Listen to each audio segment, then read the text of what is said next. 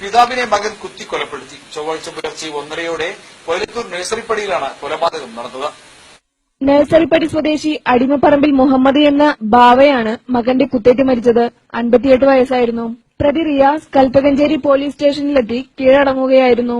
40 വർഷത്തെ പ്രവാസ ജീവിതം മതിയാക്കി 6 മാസം മുമ്പാണ് ബാവ നാട്ടിൽ സ്ഥിരതാമസമാക്കിയത്. വീട്ടിലും നാട്ടിലും സ്ഥിരം പ്രശ്നക്കാരനായ റിയാസ് വാക്ക് തർക്കത്തിനിടെ പിതാവിനെ കുത്തുകയായിരുന്നു. മരണം ഉറപ്പാക്കിയ ശേഷമാണ് പ്രതി കൽപ്പകഞ്ചേരി സ്റ്റേഷനിലെത്തി കീഴടങ്ങിയത്. സംഭവത്തിനു ശേഷം അരമണിക്കൂർ കഴിഞ്ഞാണ് നാട്ടുകാർ വിവരമറിയുന്നത്. ഓടിക്കൂടിയ നാട്ടുകാർ ബാവ പൂമുഖത്ത് രക്തത്തിൽ കുളിച്ചു കിടക്കുന്നതാണ് കണ്ടത്.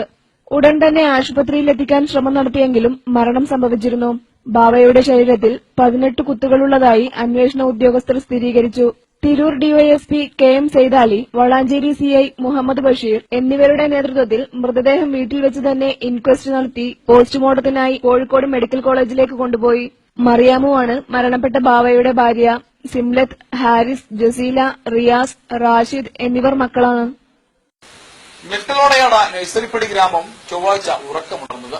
അറൂബ് കൊലയുടെ വാർത്തയറിഞ്ഞ് നിരവധി പേരാണ് അടിമപ്പറമ്പിൽ വീട്ടിലേക്ക് ഒഴുകിയെത്തിയത്. സൽസ്വഭാവിയും നാട്ടുകാർക്ക് ഏറെ പ്രിയങ്കരനുമായിരുന്ന ബാവ മകന്റെ കൊലക്കത്തിക്കിരയായെന്ന വാർത്ത ഞെട്ടലോടെയാണ് നാട്ടുകാർ ശ്രവിച്ചത്. അറിഞ്ഞവർ നഴ്സറിപ്പടിയിലേക്ക് ഒഴുകിയെത്തി. സ്ഥിരം പ്രശ്നക്കാരനായ റിയാസ് നിസ്സാര കാരണത്തിനാണത്രേ പിതാവിനെ 18 തവണ കുത്തിയത്. 40 വർഷത്തെ പ്രവാസ ജീവിതത്തിനു ശേഷം നാട്ടിൽ താമസമാക്കിയ ബാവയുടെ ദാരുണ മരണം നാട്ടുകാരെയും ബന്ധുക്കളെയും കണ്ണീരിലാഴ്ത്തി. സംഭവത്തെക്കുറിച്ച് പോലീസ് പറയുന്നതിങ്ങനെ: മുകൾ നിലയിൽ ഉറങ്ങാൻ കിടന്ന ബാവ രാത്രി 12:30 മണിയോടെ കറണ്ട് പോയതിനെ തുടർന്ന് താഴത്തെ മുറിയിൽ TV കണ്ടുകൊണ്ടിരുന്ന മകൻ റിയാസിനോട് TV പിൻ വിച്ഛേദിക്കാൻ ആവശ്യപ്പെടുകയും ഇതനുസരിക്കാതെ വാക്ക് തർക്കമുണ്ടാകുകയും വീട്ടിലെ കത്തി ഉപയോഗിച്ച് മകൻ ബാവയെ കുത്തുകയുമായിരുന്നു. ബഹളം കേട്ട് മുറിക്കുള്ളിൽ നിന്നും ഓടിയെത്തിയ ബാവയുടെ ഭാര്യ മറിയാമുവിന്റെ നിലവിളി കേട്ടാണ് മരുമക്കൾ ഓടിയെത്തിയത്. അപ്പോഴേക്കും പിതാവ് നിലത്ത് വീണിരുന്നതായി മകൻ പോലീസിന് നൽകിയ മൊഴിയിൽ പറയുന്നുണ്ട്. ഉടൻ തന്നെ റിയാസ് വീടിന് പുറത്തിറങ്ങിപ്പോയതായും മകൾ മൊഴി നൽകി. കൊലപാതകം പുറത്തറിയാൻ സമയമെടുത്തത് നാട്ടുകാരിൽ സംശയത്തിനിട നൽകുന്നുണ്ട്.